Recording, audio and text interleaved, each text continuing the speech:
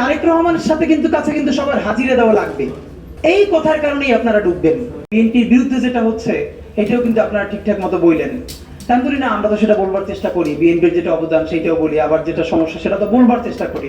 এই জন্য আসলে আমরা কারুরই মেন না, এটা একটা বড় সমস্যা। মানে আমরা যেরকম করে নিঃসঙ্গ, তো এই নিঃসঙ্গ ভয় নাই আমাদের। কারণ হলো এটুকুন, অনেকে বলে না যে আমাদের জুলাই অনেক কন্ট্রিবিউশন। বিশ্বাস করেন, আমি নিজে কোনো সময় এককভাবে এরকম বলি না। কারণ ধরেন 1500-র বেশি ডকুমেন্টেড শহীদ, এই শহীদদের মধ্যে আমার নাম নাই। 22,000-এর মতো অধিক। গতকালকে ঢাকা বিশ্ববিদ্যালয়ে নামাজ পড়ে বেরোচ্ছি, তখন একটা হাফিজে কোরআন ছেলের সাথে দেখা। টিআরটি ওয়ার্ল্ড ওর একটা ওর উপরে ডকুমেন্টারি করছে, দুটো চোখই নাই। ছেলেটার বয়স 22 বা 23 বছর। তো নাম শুনে জড়ায় ধরেছে। তো এই যে আপনাদের টুকটাক ভালোবাসা, আপনারা ভালোবাসেন, দেখলে এক কাপ চা খাওয়াতে চান, আমরা ভাবি যে এই যে সম্মানটুকুন, এই যেই জুলাইয়ের জন্য, সেই জুলাই তো আমার একটা চোখ যায় নাই। একটা ছেলেকে ইন্টারভিউ করা হলো যে ওর দুটো চোখই নাই। তো ওকে জিজ্ঞেস করা হলো যে তুমি আসলে একটা চোখও বলছে যে আমার অন্তত একটা চোখের আলো ফিরিয়ে দেওয়ার ব্যবস্থা করেন। আমি আন্দোলনের অনেকদিন আগেও আমার মারে ভালো করে দেখি নাই। আমি একটা আলো যদি একটু ফিরে পাই, আমি আমার মারে দেখবো আর একবার। তা আমাদের জাতিগতভাবে সামষ্টিক ব্যর্থতা কি? আমরা তো আসলে বিপ্লব করতে পারি না, একটা বিপ্লবের মধ্যে আছি আমরা যারা মনে করি যে আমাদের চূড়ান্ত একটা স্পার্ক ঘটবে, সেটা 2 বছর হোক 10 বছর পরে হোক, ঘটতে হবে। আবার গণ অভ্যুত্থান না বিপ্লব, এই একাডেমিক তর্ক যারা করে, মুশকিলটা কি দেখবেন, এদের ব্যক্তিগত জীবনে কারো পরিবারে একজন জুলাইয়ের আহত যোদ্ধা নাই। যে অন্ধ হয়ে গেছে, পঙ্গু হয়ে গেছে, শহীদ পরিবার তো নাই। এখন আমাদের যেটা একটা বড় মুশকিল, সেটা হলো এইখানে স্মৃতিচারণের চেয়েও গুরুত্বপূর্ণ হলো, আপনাদেরকে অনেক আগেও আমরা বারবার পুরো জাতিকে সতর্ক করবার চেষ্টা করেছি, আজকেও আবারও বলছি, সম্ভবত এই জুলাই থেকে আগামী 6 মাস হোক 1 বছর হোক, বাংলাদেশ প্রচন্ড ক্রাইসিসের মধ্য দিয়ে যাবে, প্রচন্ড। এবং এই ক্রাইসিসটা আজকে বিএনপির যে ক্রাইসিসের মধ্য দিয়ে শুরু হচ্ছে, আমরা এটা ভাবার কারণ নাই যে এইটা থেমে গেলে ক্রাইসিসটা এখানেই থেমে যাবে। এইটা বিএনপির সাথে ঘটবে এর কিছুদিন পরে।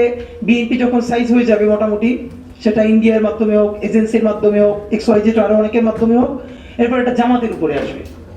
তো বিএনপি যে কয়দিন পারলো তো পারলো, জামাত পারবে না 3 দিনও।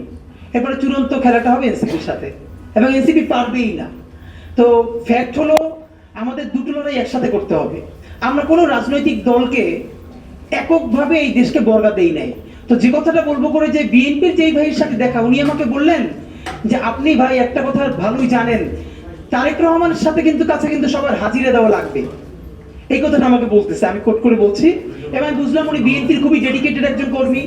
তো জামাতের লোকদের সাথে দেখা হওয়ার একটু পরেই যখন বিএনপির একজনের সাথে দেখা হচ্ছে, তিনি বলছেন যারা আজকে বিএনপির বিরুদ্ধে বলছে তাদেরকে একটু ভাই মনে করাই দিয়েন, তারেক রহমানের কাছে সবার কিন্তু হাজিরা দেওয়া লাগবে। তো তখন আমি বললাম, ভাই এই কথার কারণেই আপনারা ডুববেন। শেখ হাসিনার কাছে এই দুনিয়ার সবার হাজিরা দেওয়া লাগে নাই। এই হাজিরা যে দেওয়া লাগবে, এই কথার কারণেই তার এখন দিল্লিতে গিয়ে হাজিরা দেওয়া লাগতেছে। তো শেখ হাসিনার যদি দিল্লিতে হাজিরা দেওয়া লাগে, তারেক রহমানের কাছে সবার হাজিরা দেওয়া লাগবে, এটা একটি স্টুপিড কথা। বরং এই কথাটাই বলতে পারতে হবে, তারেক রহমান যা করেন নাই সেই দায় তার উপর চাপিয়ে দেওয়া যাবে না। তারেক রহমান যা ভালো করেছেন, ভেরি গুড, সেটা আমাদেরকে বলতে পারতে হবে।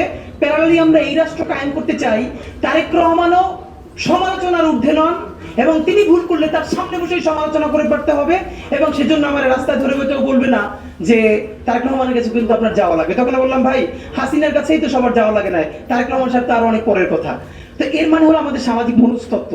আজকে যেই সমস্যা বিএনপির, এটা কালকে জামাতের সাথে ঘটবে, পরশু এনসিপির সাথে ঘটবে। কিন্তু অত্যন্ত সচেতন একটা জায়গা আমাদের বোঝা উচিত, সেটা হলো একটা অ্যাপলিটিক্যাল সরকার। এই কেন আমরা বারবার বলছি না, বিএনপির যে দায় সেটার কারণে বিএনপি যে ভোট করছে, ভোট দেশে লাগবে, কিন্তু এই যে বিএনপির অবস্থা, সে কন্ট্রোল না করতে পারলে সে ভোট পাবে না।